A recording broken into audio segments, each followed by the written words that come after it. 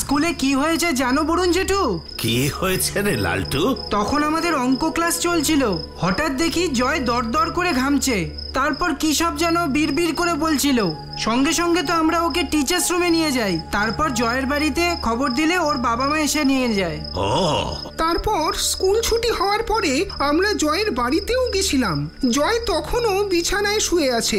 হঠাৎ একটা কথা কানে এলো। কি কথা আকাশ?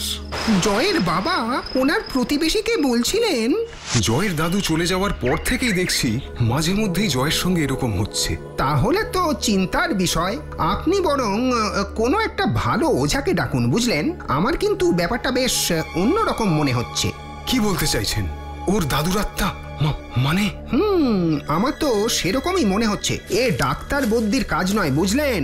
ওঝা ওঝা কোনো ভালো ওঝাই লাগবে এই সমস্যা থেকে জয়কে উদ্ধার করতে গেলে। শুনলে তো, আমিও সেটাই ভাবছি। এটা একেবারে ভুতুড়ে ব্যাপার। আমি যখন ছোট ছিলাম তখন আমাদের পাড়াতেও এরকম একটা ঘটনা ঘটেছিল। তুমি যাও যাও, আর দেরি করো না। একজন ভালো দেখে ওঝাকে খবর দাও। আমার ছেলেটাকে ওইভাবে শুয়ে থাকতে দেখে আমার বুকটা একেবারে ফেটে যাচ্ছে গো, একেবারে ফেটে যাচ্ছে। জয়ের দাদু মারা যাবার পর থেকেই এইসব হচ্ছে। এই কথাটা আজ বরুণ জেঠুকে বলতেই হবে। তোদের বন্ধু জয়ের এই কথাটা শুনে আমার একটা ঘটনার কথা মনে পড়ে যাচ্ছে। আমি যখন পোস্টমাস্টার হয়ে কেতুগ্রামে ছিলাম, তখন ওখানে একটা ছেলের সঙ্গে ঠিক এরকম ঘটনাই ঘটেছিল। ছেলেটার নাম ছিল ফটিক। ফটিক? কি হয়েছিল ওর সঙ্গে বরুণ জেঠু? সেটাই তো তোদের এখন বলবো রে আকাশ। ফটিক খুব মিষ্টি আর দুষ্টু ছেলে ছিল। সবাই ওকে খুব ভালোবাসতো ওর ওই মিষ্টি মিষ্টি কথার জন্য। ফটিক ছিল ওর রাঙা মাসির, যাকে বলে একেবারে নয়নের মণি। ফটিক একটু চোখের বাইরে গেছে কি ওর রাঙা মাসি একেবারে পাগল হয়ে যেত। তাই প্রায় ফটিককে বলতো, ওরে ফটিক, আমার নয়নের মণি, তোকে না দেখতে পেলে আমি যে মরেও শান্তি পাবো না রে। সব সময় তুমি এরকম কথা বলবে না তো রাঙামাসি। তুমি আমাকে ছেড়ে কোথাও কখনো যাবে না।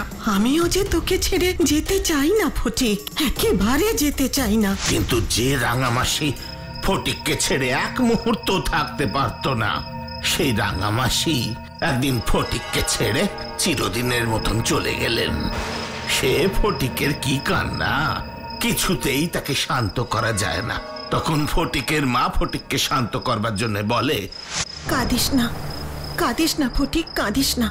তুই কাঁদলে তো তোর রাঙামাসিও খুব কষ্ট পাবে। বল, তুই কি চাস তোর জন্যে তোর রাঙামাসি কষ্ট পাক? কিন্তু আমার রাঙামাসি কোথায় মা? আমি কত করে রাঙামাসিকে ডাকি, মাসি তো আর আসেই না আমার কাছে। আমার মাসি কোথায় মা, বলো না? ওই যে চাঁদেই তো তোর রাঙামাসি এখন থাকে। ওখান থেকে রাঙামাসি তোকে সব সময় দেখছে। তাই আর কাঁদিস না বাবা। রাঙামাসি ওই চাঁদ থেকে আবার কবে আসবে আমার কাছে?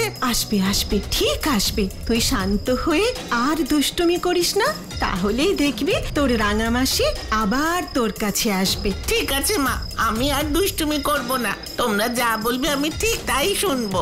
এই তো লক্ষ্মী ছেলে আমার। ছোট্ট ফটিক মায়ের কথা বিশ্বাস করে নেয়, ভেবে নেয় সত্যি ওর রাঙামাসি চাঁদে আছে। আর তাতেই হলো বিপদের শুরু।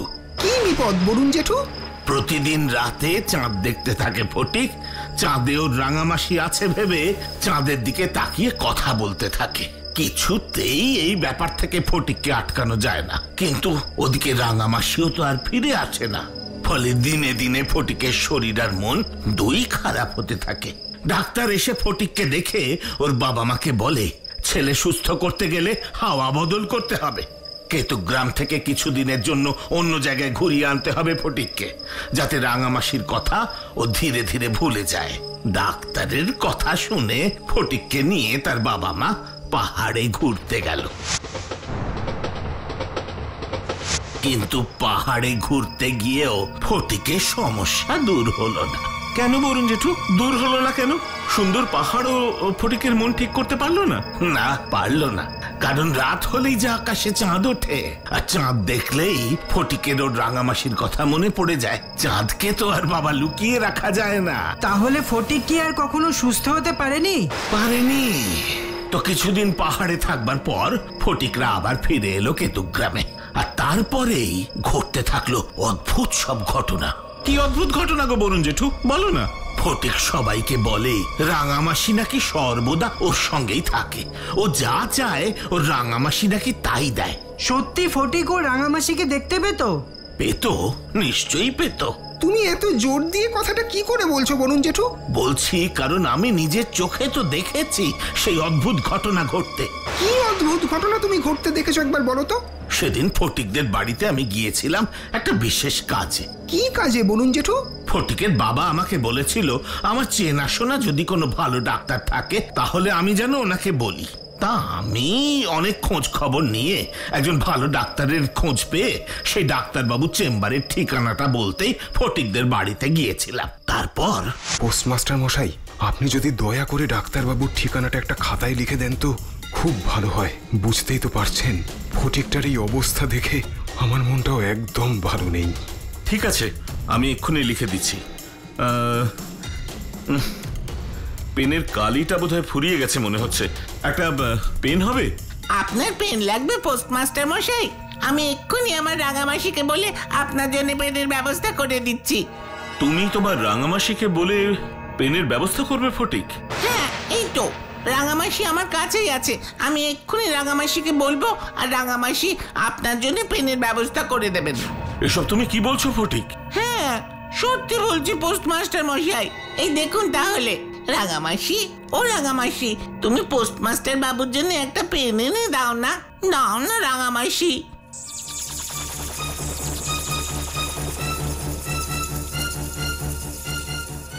দেখলেন তো পোস্টমাস্টার মশাই, আমার রাঙামাসি আমাকে কত ভালোবাসে।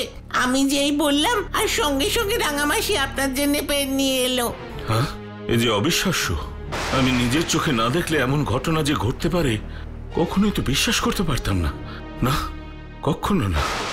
এই ঘটনার পর আমি কি করেই বার ফটিকের কথা বিশ্বাস না করে থাকতে পারি বলতে পারিস? তারপর কি হলো বরুণ জেঠু? গোটা কেতুগ্রামের সবাই তখন এটা বিশ্বাস করে নিয়েছে যে ফটিকের রাঙামাসি মরে গিয়ে আবার ফটিকের কাছেই ফিরে এসেছে। ফটিক ওর সাথেই থাকে, ওর সাথেই কথা বলে, কিন্তু এটা তো আর বেশি চলতে দেওয়া যায় না। তাই ফটিকের বাবা একদিন কেতুগ্রামের সব থেকে বড় ওঝা কালীচরণকে ডেকে নিয়ে এলো ফটিকের রাঙামাসির ওই ভূতকে বাড়ি থেকে তাড়ানোর জন্য। ওং রিং ক্লিং ফট, ওং রিং ক্লিং ফট। ভূত পেতনি শাকচুন্নি, এই বাড়ি থেকে বেরিয়ে যা এক্ষুনি।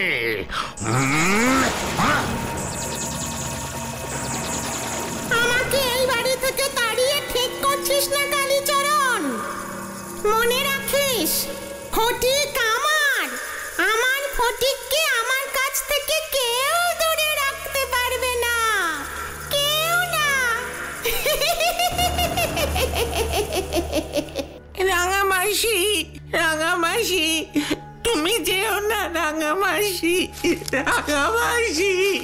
ফটিক দাঁড়া দাঁড়া ফটিক।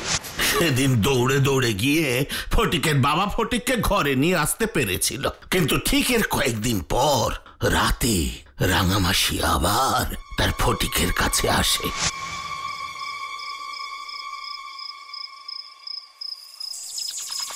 আয় আয় ফটিক, আয়। এই দেখ, আমি তো রাঙামাসি, তোর জন্য আবার এসেছি।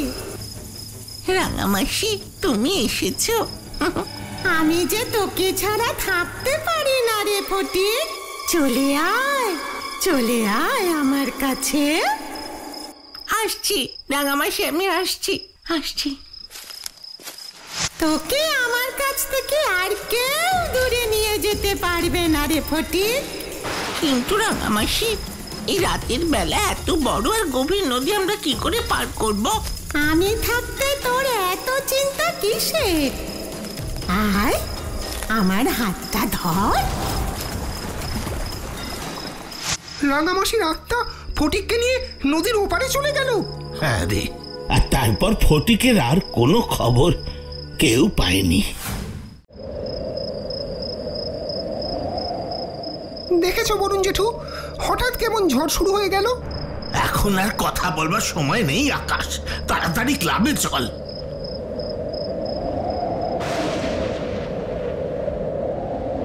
কি ব্যাপার বলতো আকাশ, এখনো তো লালটু আর পল্টু এলোই না। ওরা আবার ঝড় বৃষ্টিতে বাইরে কোথাও আটকে পড়লো না তো? আমারও তাই মনে হচ্ছে গো জেঠু। বরুণ জেঠু, ওই তো লালটু আর পল্টু দৌড়ে দৌড়ে ক্লাবে আসছে। তাই? ওই দেখ পল্টু, বরুণ জেঠু আর আকাশ আমাদের জন্যই মনে হয় জানলার সামনে দাঁড়িয়ে আছে। লালটু, পল্টু, আয় আয়, তাড়াতাড়ি আয়। আসছি রে আকাশ, আসছি। কি রে লালটু পল্টু, তোদের আজ আসতে এত দেরি হলো? আর বলো না বরুণ জেঠু, আজ একটা অদ্ভুত কাণ্ড ঘটেছে আমাদের দুজনের সাথে। কি ঘটেছে? আরে আর বলিস না আকাশ, আজ লাইব্রেরি গিয়েছিলাম ইতিহাসের কিছু প্রশ্নের উত্তর লেখার জন্য। তারপর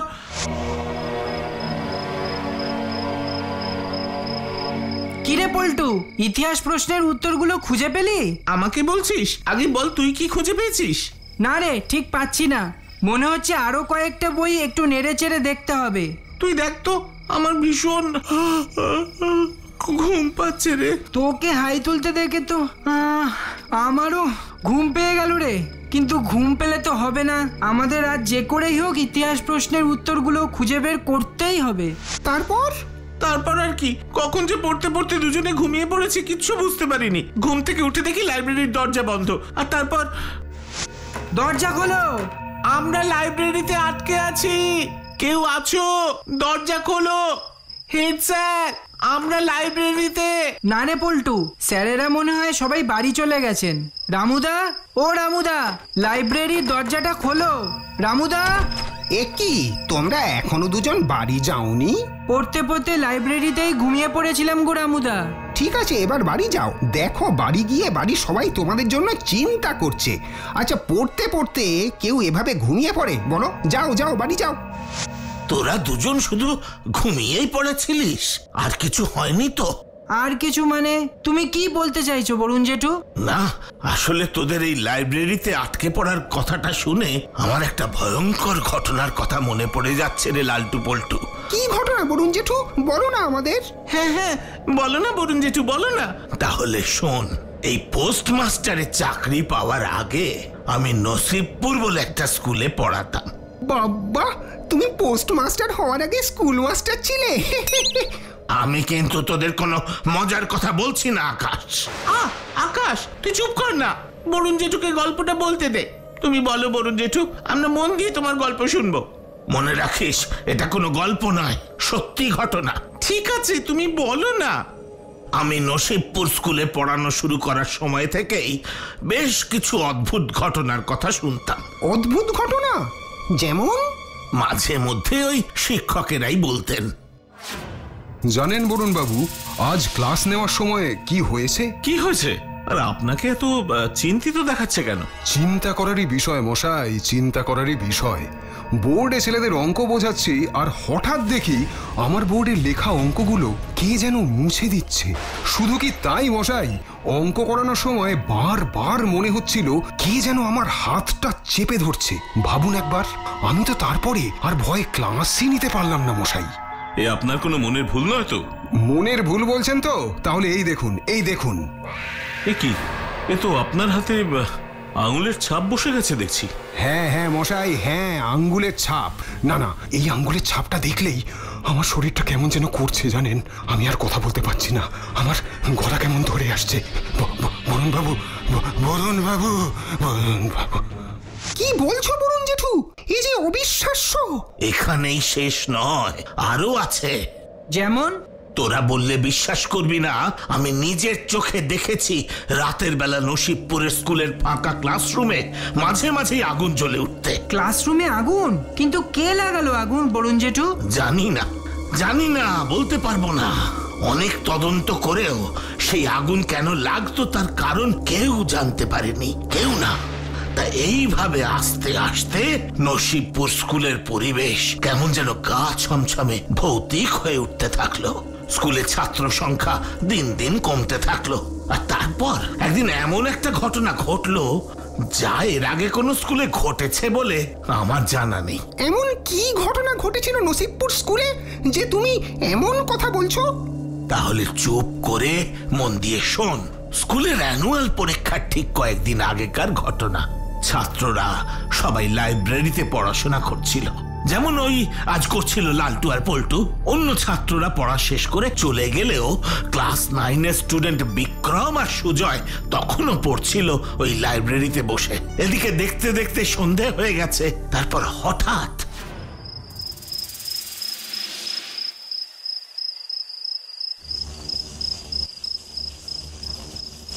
বিক্রম, এই এই লাইব্রেরির আলোগুলো কাঁপছে কেন রে?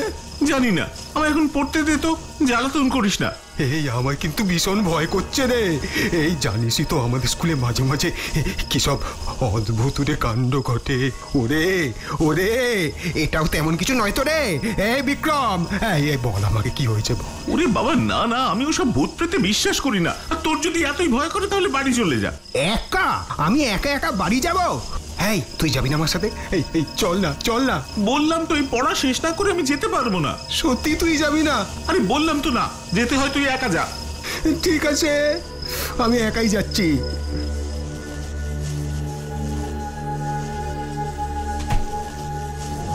এই বিক্রম, ওই দেখ দরজাটা কেমন দুম করে নিচে থেকেই বন্ধ হয়ে গেল।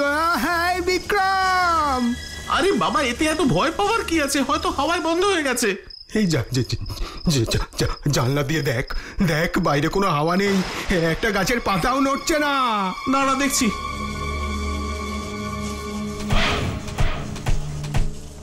দেখলি দেখলি বিক্রম, দেখলি? এমনি এমনি হচ্ছে না। ভূত আছে রে ঘরে, এই ঘরে ভূত আছে। এই চল তাড়াতাড়ি দরজা খুলে পালাই। এই চল রে বিক্রম।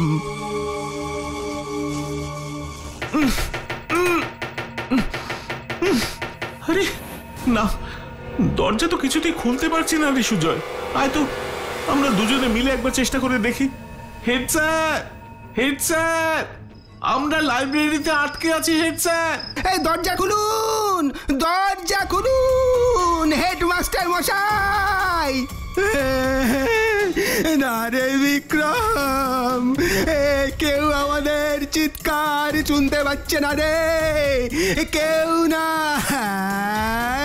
এবার আমাদের কি হবে রে সুজয়? এই বিক্রম, এই বিক্রম, ওই দেখ একটা কাটা হাত আমাদের দিকে এগিয়ে আসছে। না না না, এসো না, এসো না, এসো না, এদিকে এসো না, প্লিজ এসো না।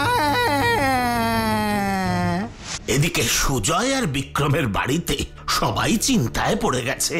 অত রাতেও ওরা দুজন বাড়ি না ফেরায় পুলিশে খবর দেওয়া ছাড়া আর অন্য কোনো উপায় ছিল না।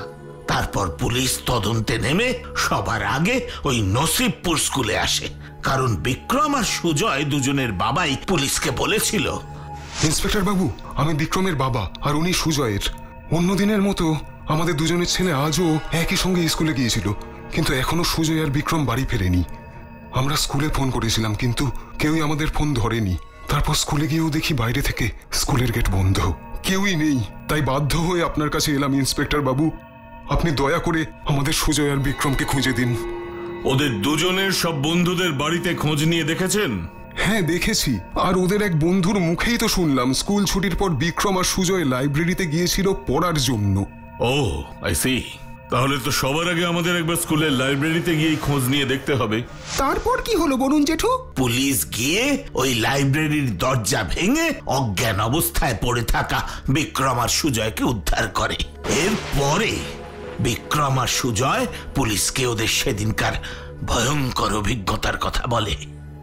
আর তারপর তোমরাও সব জানতে পারো, তাই তো? ঠিক তাই, ঠিক তাই। কিন্তু অনেক তদন্তের পরেও লাইব্রেরিতে ওই কাটা হাতের রহস্য কেউ সমাধান করতে পারেনি। সেই রহস্য আজও রহস্যই থেকে গেছে। আর ওই ঘটনার পর নসিবপুর স্কুলে আর কোনো বাবা মাই তাদের ছেলে মেয়েদের পড়তে পাঠায় না, তাই স্কুলটাও বন্ধ হয়ে যায়। আর আমাকেও ওই স্কুল মাস্টারের চাকরি ছেড়ে এই পোস্ট মাস্টারের চাকরি শুরু করতে হয়।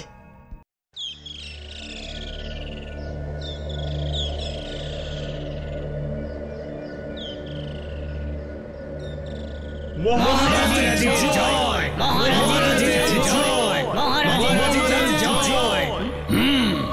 করো, চুপ করো, চুপ করো তোমরা সবাই। তোমাদের এই একভাবে জয়গান শুনে শুনে আমার কান পচে গেল। এবার আমি শুধু এই পাতাল লোকেরই নয়, তার সাথে পৃথিবী লোকের অধীশ্বর হয়ে উঠতে চাই। এ তো খুবই ভালো কথা প্রভু, খুবই ভালো কথা। এটা তো আপনার বহুদিনের আশা ছিল প্রভু। চুপ করো মন্ত্রী, চুপ করো। শুধু স্বপ্ন দেখলে কি হবে? স্বপ্নকে বাস্তবে রূপায়িত করার প্রাণপণ চেষ্টাও তো করতে হবে নাকি? হ্যাঁ, কি করতে হবে প্রভু? মানুষরা তো আমাদের একদম পছন্দ করে না। আমাদের নাম শুনলেই ওদের রক্ত গরম হয়ে যায়। ওরা কি আপনাকে ওদের প্রভু বলে মেনে নেবে? কেউ কাউকে এত সহজে প্রভুর জায়গা দেয় না মন্ত্রী। শক্তি আর বুদ্ধি দিয়ে সবাইকে নিজের বশে আনতে হবে, বুঝেছো? বুঝতে পেরেছি প্রভু, কিন্তু আপনি কি করবেন? পৃথিবীর লোকেদের এমন ভাবে ভয় দেখাতে হবে যে ওরা বাধ্য হয়ে যেন আমার দাস হয়ে যায়। ভয়? হ্যাঁ, ভয়। শোনো, ভয় থেকেই ভক্তির জন্ম হয়। আগুন, আগুন দিয়ে ওদের সবাইকে জ্বালিয়ে দাও।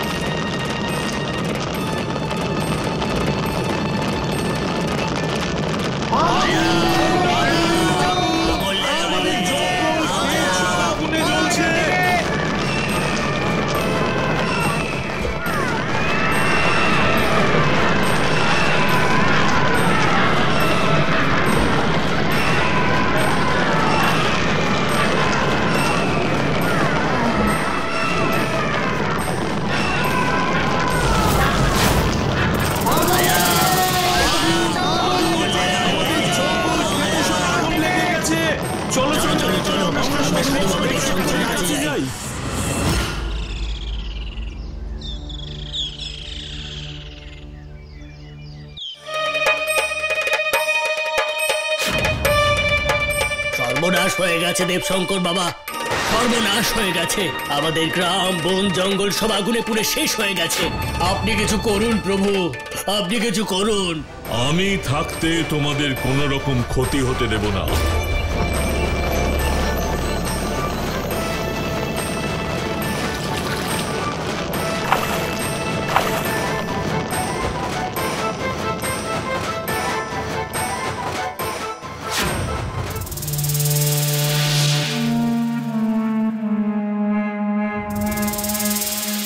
চমৎকার, চমৎকার।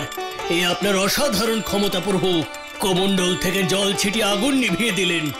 সবাই একসাথে বলো, সাধু দেব শঙ্করের জয়। আমার নয়, এই জয়গান করো মহাকালের, কারণ ওনার আশীর্বাদেই আগুন নেভানো সম্ভব হলো। সাধু দেব শঙ্করের জয়।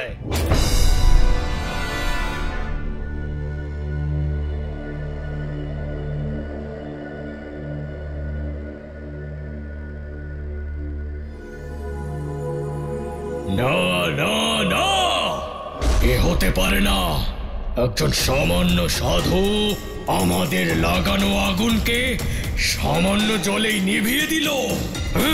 তবে এবার বুঝে যান প্রভু, দেবতাদের আশীর্বাদে আজ মানুষরা কত শক্তিশালী হয়ে গেছে। চুপ করো, চুপ করো।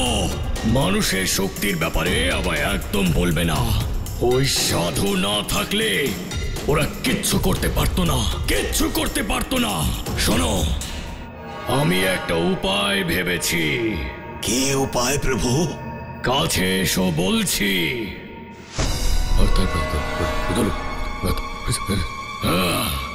কেমন লাগলো তোমার এই উপায়? খুব ভালো, খুব ভালো প্রভু। চুপ করো, তোমার কি কোনো লজ্জা নেই? এই উপায়টা তোমার আমাকে দেওয়া উচিত ছিল।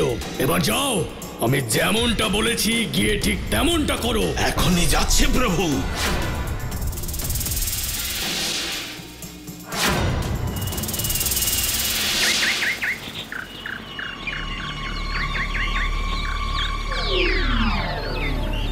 এবার হবে আসল খেলা। কেউ আছো? আমাকে বাঁচাও, আমাকে বাঁচাও, আমাকে বাঁচাও, আমাকে বাঁচাও, আমাকে বাঁচাও। আরে এই গলার আওয়াজটা তো আমাদের সাধু বাবার বলে মনে হচ্ছে। হ্যাঁ, সেটাই তো মনে হচ্ছে। চলো গিয়ে বরং দেখা যাক। আমাকে বাঁচাও, আমাকে বাঁচাও, আমাকে বাঁচাও, আমাকে বাঁচাও। আমায় সর্প দংশন করেছে। আমাকে এখনই জঙ্গলের পেছনে ওই নীল পাহাড়ে নিয়ে চলো, তাড়াতাড়ি চলো। ওখানে একটা গাছের মধ্যে সর্প দংশনের ওষুধ আছে। চলো চলো, আমি আর এই যন্ত্রণা সহ্য করতে পারছি না। এবার আমাদের বলুন, ওই গাছটা কোথায় আছে সাধু বাবা? গাছ? একে আপনি হাসছেন কেন? সেটা তো তোমরা এখনই বুঝে যাবে।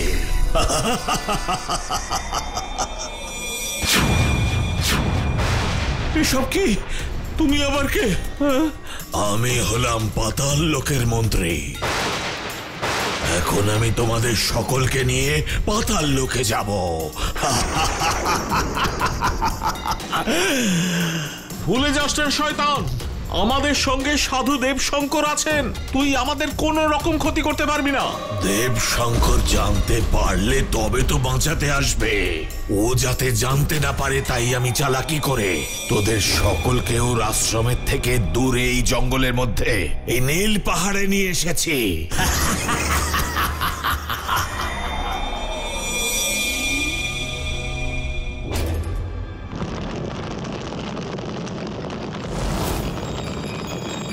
দেবশঙ্কর, নিজের চোখ খোলো। ওরা বিপদে পড়েছে, গিয়ে ওদের সাহায্য করো। কারা বিপদের মধ্যে আছে প্রভু? যারা তোমায় ভালোবাসে তারা। পাতাল লোকে যাও দেবশঙ্কর, সেই পাতাল লোক যেখানে ওই শয়তান অসুররাজ ওদেরকে বন্দি করে রেখেছে। কিন্তু আমি পাতাল লোকে কিভাবে যাব? আমি তো পাতাল লোকের সম্বন্ধে কিছুই জানি না প্রভু। তোমার যজ্ঞের ধোঁয়াই তোমাকে পাতাল লোকে নিয়ে যাবে। শুধু চোখ বন্ধ করে আমায় স্মরণ করো। জয় মহাকাল, জয় মহাকাল, জয় মহাকাল।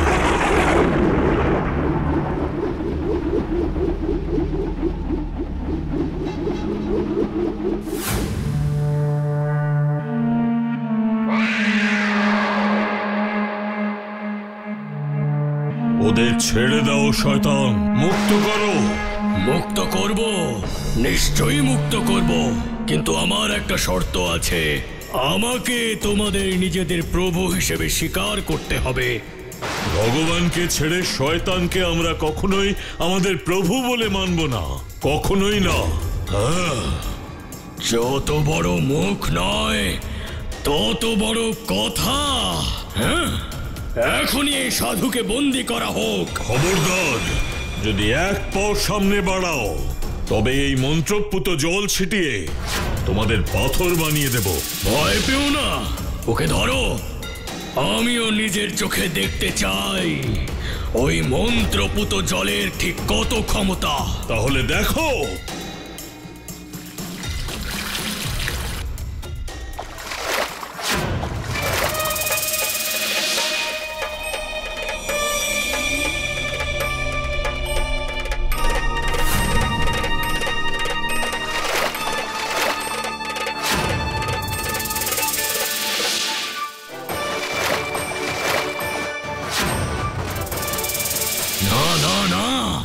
আমায় পাথর বানিও না দেবশঙ্কর।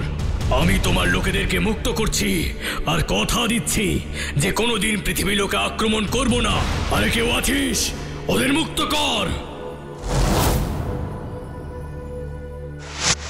এই কারণে যে যেখানে আছো সেখানেই থাকো, অধিক লোভ করো না। আর করব না, আমি আপনাকে কথা দিচ্ছি প্রভু, আমি আর কোনোদিন করব না।